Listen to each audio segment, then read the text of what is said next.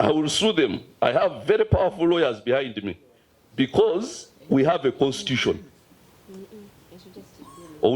That's why Saba Fakonyo, because in Chimani Bari Mutinwero Chabwe, the Basara to Basarao, Gabanwete, Simani Bari Banwete. Nayenga, that's why Sabi Fakonyo, Nava Mauri Aban Kubiranga, Nembaga Mukubi Vagambi, because Narimani it's rubbish. Sokati, but Singat Bachtuara isi. Our joke would it all wakati wangene isi already etulwanyisiza twafuna ekibinanga already wekiri batumazisize emyaka ena okutuwa certificate ng'abantu abatandika from the beginning bafunirawo certificate. So waliwo obusungu bungi bwe nnina eri isi kati abo tugenda okutandikira kuba tulina constitution weeri naye nga nkimanyi of course bakolaga ebbaluwa gye bawandiika ng'eri signed by who? Kubanga ne press release yali signed by spokesperson. Wali olabye wa press release yali signed by ngegoba president. Spokesperson ya signing ze tugobye president. Nena mu abamawulire mubeere ku ne ku magezi. No, seriously. No, seriously. How can a spokesperson sign? Okay, even former spokesperson. Sign nti ngobye ki? President. Osoka n'obuuza how is no vakune ne convened no gamba okay kino kijja kitya no ani agobani owulidde so kati namwe mubeere mune kuki maybe mpozi baba waddeyo kasente ogenda okubaako ne kyemukola which is okay. Now officially started and I'm here to unveil my official campaign poster. That's one of the reasons I'm here. The other reason, the slogan, money in your pocket, because belongs to everyone and it is gazetted. The copy of the gazette is here. If you want it, it is gazetted as official need slogan, and nobody can come and just jump on it after some time. So we have written to Electoral Commission informing them that they should compel Nandara Mafabi to do other posters with something which is he can come up with anything else which is not gazetted, but the slogan money in your pocket is gazetted. Now, of course, he put pockets, but legally that's the same because it means the same thing. So, that's what I wanted to tell you today. Any questions? Indese wanoriro kutongoza poster eri official eya presidential campaign yange ey'omwaka okutandika kati n'ogujja yeno yennyini nga president w'ekibiina kya NEED, National Economic Empowerment Dialogue. Kyekindeese wano ekisooka. Ekyokubiri kwe kubategeeza nti mpandikidde balooya bange bawandiikidde akakiiko ak'ebyokulonda Electoral Commission nga tubagamba baziyize FDC Nandara Mafabi wa FDC okukozesa slogan yaffe eya money in your pocket kubanga eyo bagitongoza mu gazeti nga yaffe kati tasobola gikwata n'agikozesa officially yaffe eri gazetted by Electoral Commission ne mu Uganda Gazette copy ya gazette tugiinaawo. So n'olw'ensonga eyo nsaba Nandara Mafabi akole post endala nga teziriko money in your pocket eyo slogan ya NEED. So eyo akope ebirala naye yaffe eri gazetted. So byebyo bibiri. Kati ebibuuzo.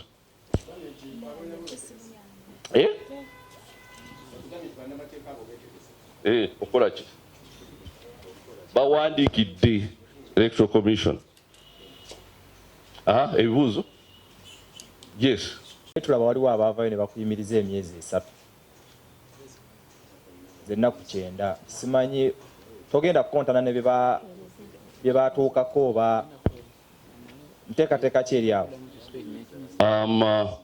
Ya party omanyi abannamawulire mumala gabuukira ebintu buli party zitambulira ku constitution kati waliwo ebisobola okukolebwa mu constitution n'ebitasakolebwa. Abantu abamu ab'emulugunya ogenda ne bagamba nti tugobye president, ekyo tekiriyo mu constitution.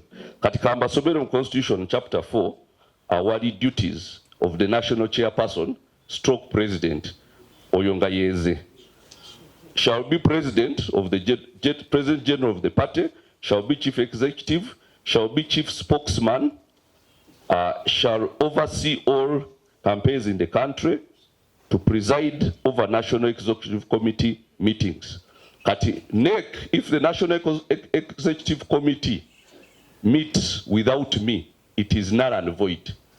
Because according to the Constitution of NEED, which was previously the Constitution of People's United Movement, which became NEED, I am the only one who can call for a National Executive Committee meeting, and I have to chair it. It can only be chaired either by the President or by somebody whom he has given permission to chair it.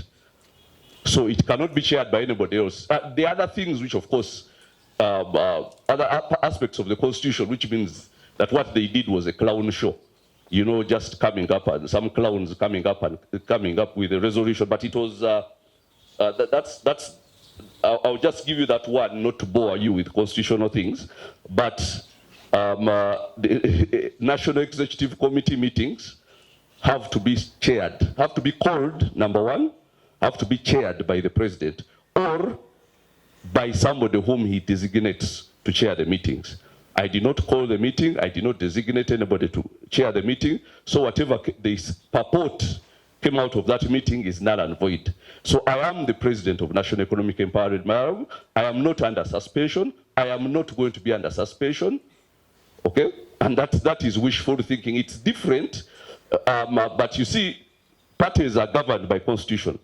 But press conferences are not governed by anything. So I can also call a press conference here and say anything. Say I've chased Museveni from being president. And so the press jump on it. I was shocked that only about 2 or 3 media houses actually called me and said that we shall not run the story without your input. But the rest of them just jump on that. Where did you see a national spokesperson signing a letter suspending the president? It's like Ofono Opondo signing a letter suspending Museveni. Like, that's rubbish, and the media know it. Where did the national spokesperson? By the way, the Constitution also says duties of the President, it says shall be the chief spokesperson of the party. I can give you a copy of this if you want. Shall be the chief spokesperson of the party. Therefore, now by virtue of this announcement, I take back all spokesperson duties. I am now the only spokesperson of National Economic Empowerment as per Constitution. And by the way, this Constitution, I did not make it. We just inherited this party. We've not changed the Constitution. So it is not my Constitution. This party was started in 2005 when I was a sports journalist at New Vision. And this is the same Constitution they had then. I'm just following it. So I see some people laughing, saying that I'm talking like a dictator. I'm not the one who made the Constitution. Okay? The Constitution was made when I was a sports journalist. So, but this is what it says, chief spokesperson. So now, from this day onwards, Joseph Kabuleta is the president and the spokesperson of National Economic Empowerment Dialogue and the next president of this country. Any other questions? Yes. What do you have to comment about the allegations they raised against you? Which ones? About your conduct. That's of calling somebody into order in case they are out of order. And it is not that. It is not a kangaroo neck meeting, which was not called without the permission, without being called, I mean, unconstitutional, you see. So that's why they had to just do it in the media. It's a media thing, it's a smear. And I know where it comes from. There are people who are involved in a smear campaign, and they are paying, of course, they call journalists, give them some money, say we've suspended, and so on. But now you see, I kept quiet because some of these things bigger. You know, you wonder how to, because if you have a house and it's your house and you have the land title and you know where the land title is, somewhere in your drawer somewhere, and then somebody calls the media and says that Kabuleta should vacate my house, and then you go and check and say I have the land title, this is my house. It's not, there's not even any loan on it. It's my house, it's not in question. Sometimes the best thing to do is keep quiet. Because you know he's trying to stir up something which is not there. Now, if people say that NEC, which sat without the president against the Constitution, said that they are suspending the president, where did you hear such a Constitution? Where people can just sit in a kangaroo thing and suspend the president? In the course of course, there are some people who do not want me to stand for president. And they are using certain elements of our party. Okay? But I am going to stand as president. And as the president of National Economic Empowerment Dialogue, And there is no clown who is going to change that. There is no force in heaven or hell that is going to change that. I am going to stand as president of NID. So the media can write whatever they want. There is a constitution. And we are going to follow that constitution. And what came out of that, I can't even call it NEC meeting because it wasn't a NEC meeting. What came out of that, barbecue, is none of my business. But if they think it is valid, let them take it to Electoral Commission and we see. Maybe lastly, you're going into the election. It's not divided. Let's start with NRM. Have you seen what's happening at the petitions thing? When Akena came and said he's starting, you be divided. The DP divided. Nope divided. Which one divided? Why? Who is the divider? There is one divider. He's the one who makes sure that nobody is going to organize. So divisions are going to be there, and I expected them, and there is not a chance that you can come up with a political party and Museveni doesn't come and try to divide. He will not come directly. He will go through proxies. But it's the same thing. So dividing is not going to stop us from going ahead because it has not stopped anybody. None of those parties which were divided were stopped from proceeding. Okay, we are a political party. I am the president of it. There are people who are disgruntled. Yes, I know. And there will always be people who are disgruntled. But there are constitutional ways of handling their disgruntlement. And we shall go by that. If they want to handle it constitutionally, we're open to that. If they want to handle it through media by calling media and making, all sorts of stupid pronouncements, then let the media do, and we shall see who is going to. But the division of need is nothing new. Actually, let me tell you, if there was one need, you would doubt if Kabuleta is an opposition person.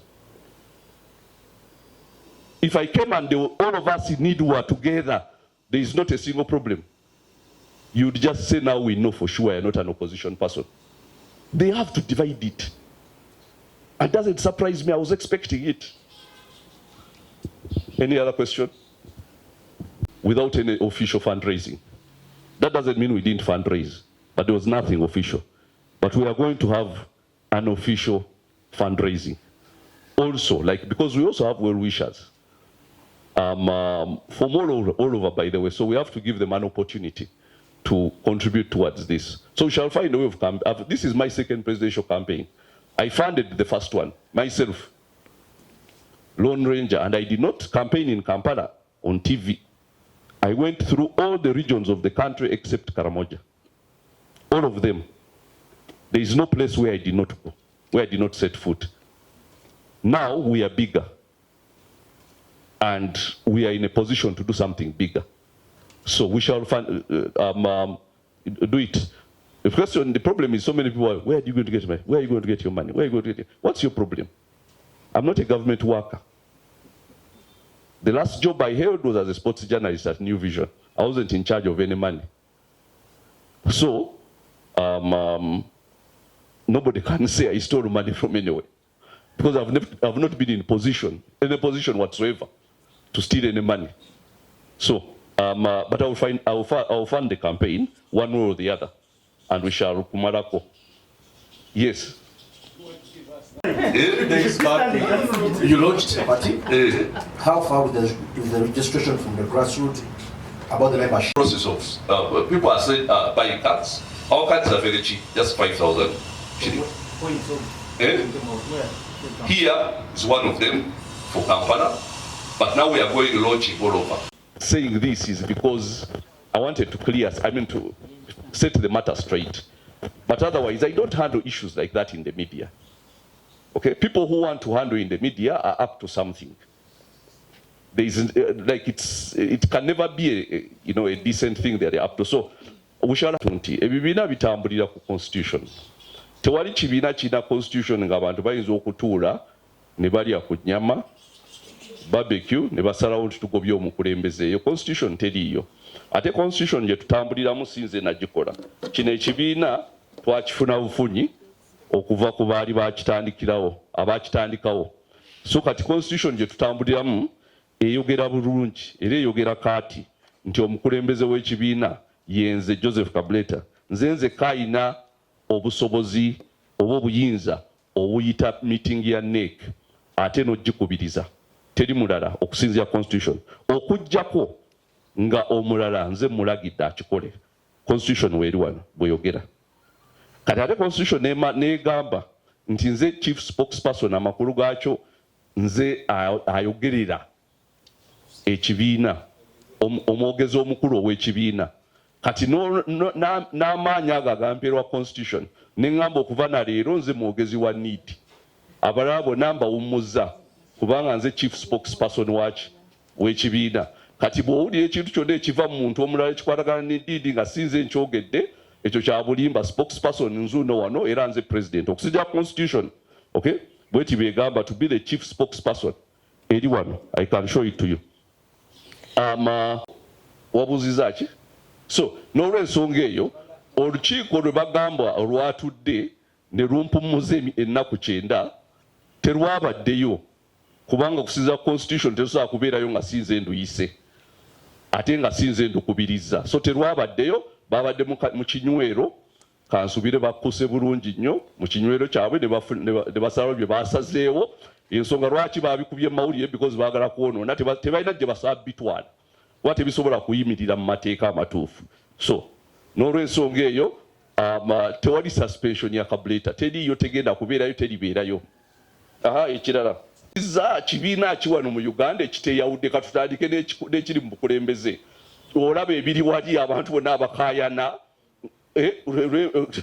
nangamba lw'emyaka ne wonna abantu bonna basimbye layini bakayana lwakalulu tewali kibiina kya byabufuzi wano kitali mu nkayana ekyo tekigenda kubeerawo ate singa ekyange kyekibadde nga kyokka kyekitali mu nkayana oba enjawukana wali badde ogamba oba oliawo siri kibiina ndi relevant siina makulu sikola makulu naye olwokuba of course nkola amakulu enjawukana zirina okubeerawo tewali njagala mbuulire pati emu yadde bweti nga terina njawukana okujjako mpozi zitalina makulu so n'olw'ensonga eyo ekyenjawukana nali nkisuubira era nali manyi kigenda kubeerawo kati ate nga nali manyi ne wekigenda okuyita nali manyi ne bagenda okuyita nga ndabawo omanyi okola n'abantu ng'obamanyi so n'olw'ensonga eyo ekyenjawo tekijja ku olaba nanoonya akalulu nga sirina pati kaakati ngenda kunoonya akalulu ekyokubanga waliwo enjawukana mu pati oba mu bantu ababadde mu pati oba abagenda mu pati naye mujja kutegeera ababawaga omunalaba nga bayise press conference endala ne babaga balina pati endala gye balaga awo nga mutegeera abo baali babawaga because balina gye baagala okugenda naye baagala kuleka wano nga balina gye batucyankalanyiza naye nga tekijja kubeerayo ojja bawulira bajja kukola press conference bagambe balina gye balaga kubanga balina bamemba ba pati endala gye basisinkana ate sigamba NRM ate sigamba NUP naye nga gyeri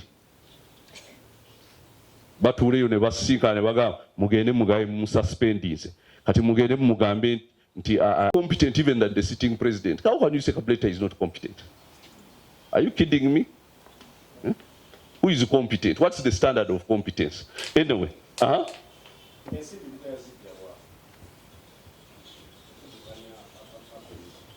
tujja kukola fundraising kubanga ebibiina byonna bikola fundraising okufuna sente za campaign. So nakola campaign 2021 nga sina pate ndinzeka n'entambula eggwanga lino lyonna ebitundu byonna ebyeggwanga ng'ogyeko ekya Karamoja kubanga baŋŋamba tekyali safe ate jjukira twali mu biseera bya covid kakati tujja kitabaala eggwanga tujja ditabaala tujja kutuuka yonna gye tutuuse ate tujja kukola fundraising nga batwagala bangi by the way kubanga omanyi oluusi omuntu ajja nga ayagala kukyankalanya naye ate n'akulaga nti abakwagala bangi kubanga ebiri ebya suspension we byafuluma abantu bankubira amasimu bino biki nga obedda mubeereyo nga munjagala bangi n'abanjagala so kati bajja kuleeta sente nali simanyi nti gye bali bangi abanjagala naye nagenda okulaba nga bazze kati neŋŋamba okay so n'olw'ensonga eyo sente tujja zifuna. Engombo yaffe eya ssente mu nsawo ate ng'engombo eno eri gazetted Electoral Commission yagigazetinga nga ya need. Kati Nandala Mafaabi gy'akozesa kati twagambye akakiiko akalonda kamuyimiriza okukozesa engombo eno kubanga si ye yaffe ate ng'eri gazetted tetwalonda nnonde. Gazeti kopi tugiyina wano eya gazeti. So n'olw'ensonga eyo Nandala Mafaabi ekintu kya money in your pocket akiveeko ekyo kyaffe ate twakyeyiiza ffeffeka. So tetwagala plagiarism. Mu Luganda bakiyita batye okkopa mbadde ndooza kigambo kyali badde kyamaanyi kiri awo. No kyetugenda okukola okuva kati nga bwe tulonkinze tugenda kitundu ku kitundu nga tugenda tufuna abantu abaagala okutambulira ku bendera yaffe tubasunsulire eyo bafunire kaadi eyo abamu baleme kujja wano tuleme batambuza kujja wano mu kibuga tubasanga eri tubawe kaadi batambulire awo bagende beesimbewo. Kati tugenda kutambula okuva na actually okutandika na weekend region par region nga tugenda tufuna abantu abaagala okwesimbawo ku tiketi yaffe ya need. So ekyo kye kigenda okuddako. Oba membership kaadi tuzitunda wano aba Kampala bazijja wano wennyini. Kati eno interim tujja giyita interim office nga bwe tugenda okwapplying okukyusa office okuva eri mu binyomero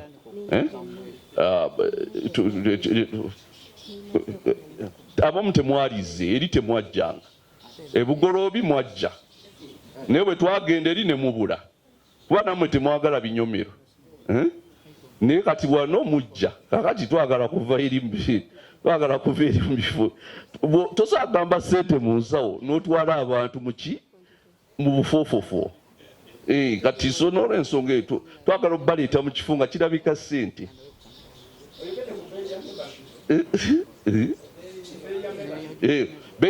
Membership twagiteeka ku 15,000 kadi waliwo ez'e15,000 waliwo ez'emitwalo 5 waliwo ez'akakadde eza life membership naye ez'e15,000 already zitambula abantu bagula abantu no batwagala naye ez'emitwalo 5 nazo zitambula abantu bajja wano ne bazikima mu baluku ne bazitwala ezimu up country biki kati bamemba baffe aba up country bajja ne bazikima ne bazitwala so nazo zitambula.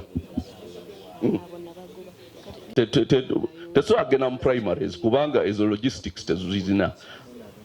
Pati eri emu yokka egenda mu primaries ekozesa ssente z'omusolo yokka yesobola okugenda mu primaries kuba ate eri ku ssente za kati nze tandika okuorganizinga primaries ezo logistics nzijjawa.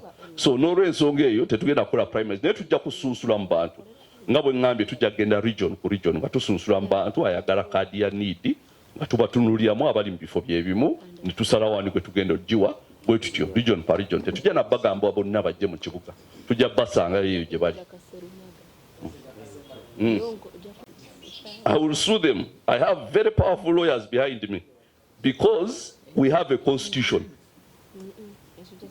Owulidde. That's why saabafaako nnyo because nkimanyi baali mu kinywero kyabwe ne basalawo ebintu bye baasalawo nga banywedde simanyi bye baali banywedde naye nga that's why saabifaako nnyo n'abamawulire abankubiranga ne mukube bye bagambye because nali manyi it's rubbish.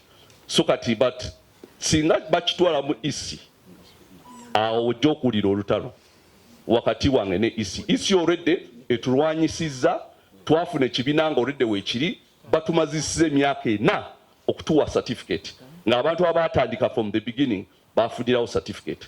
So waliwo obusungu bungi bwe nnina eri isi kati abo tugenda okutandikira kuba tulina constitution weeri naye nga nkimanyi of course bakolaga ebbaluwa gye bawandiika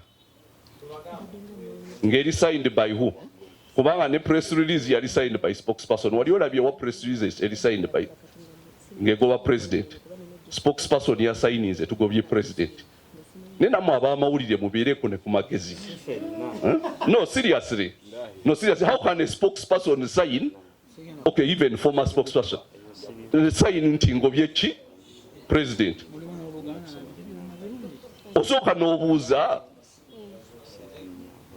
how is no vaku ne convened no gamba okay kino kijja kitya ani agobaani owulidde so kati namwe mubeeremu ne kuki maybe mpozi babawaddeyo kasente okugenda okubaako ne kyemukola which is okay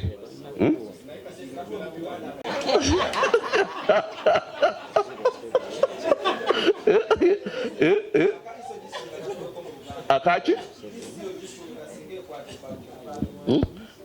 because abantu